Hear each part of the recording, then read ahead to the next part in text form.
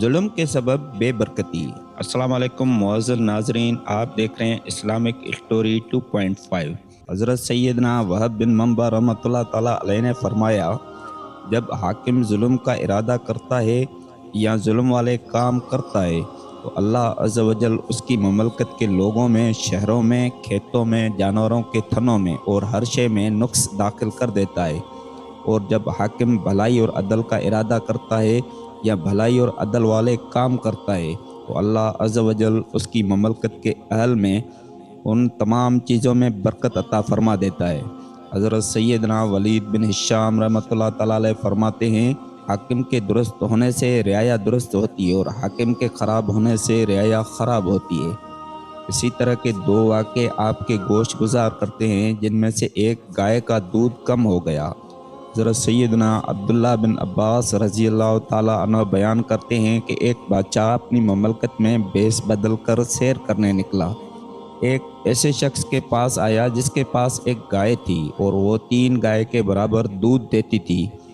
بادشاہ اس بات پر بڑا حیران ہوا اور اس نے دل میں کہا کہ یہ گائے اس سے چھین لے گا۔ جب اگلے دن بادشاہ اس کے پاس آیا تو اس نے دیکھا کہ گائے نے گزشتہ کل کے مقابلے میں آدھا دودھ دیا ہے۔ بادشاہ نے اس شخص سے کہا، کیا بات ہے، اس کا دودھ کم کیوں ہے؟ کیا گزشتہ کل کے مقابلے اس کو چارہ کم دیا ہے؟ اس شخص نے کہا، نہیں، بلکہ میرا گمان ہے کہ بادشاہ نے اس گائے کو دیکھ لیا ہے یا اس تک اس کی خبر پہنچی ہے اور اس نے گائے کو چھین لینے کا ارادہ کیا ہے، اسی لیے اس کے دودھ میں کمی ہو گئی ہے۔ کیونکہ جب بادشاہ ظلم کرے یا ظلم کا ارادہ کرے تو برکت ختم ہو جاتی ہے۔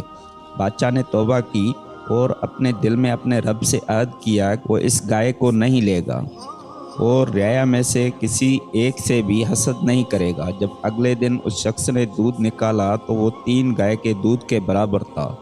اور دوسرا واقعہ یہ ہے کہ سچی توبہ سے برکت لوٹ آئی۔ مغربی علاقوں میں یہ قصہ مشہور ہے کہ ایک بادشاہ کو پتہ چلا کہ ایک عورت کے پاس میٹھے گنوں کا باغ ہے، ہر گنے سے پیالہ بھر کر رس نکلتا ہے۔ بادشاہ نے اس عورت سے اس باغ کو غصب کرنے کا ارادہ کر لیا۔ چنانچہ بادشاہ اس عورت کے پاس آیا تو اس سے پوچھا کہ کیا واقعی ایک گنے سے پیالہ بھر رس نکلتا ہے؟ عورت نے کہا، جی ہاں، ایسا ہی ہے۔ اس عورت نے ایک گنا نچوڑا لیکن اس سے آدھا پیالہ بھی رس نہ نکلا۔ بادشاہ نے عورت سے کہا، تو نے کچھ اور کہا تھا؟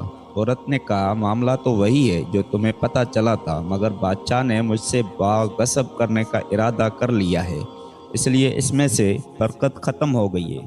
بادشاہ نے توبہ کی اور سچی نیت کے ساتھ اللہ عز و جل سے عہد کیا کہ وہ اس عورت سے باغ کبھی غصب نہیں کرے گا۔ پھر اس عورت کو گنا نچوڑنے کا کہا، اس عورت نے گنا نچوڑا تو پیالہ بھر گیا۔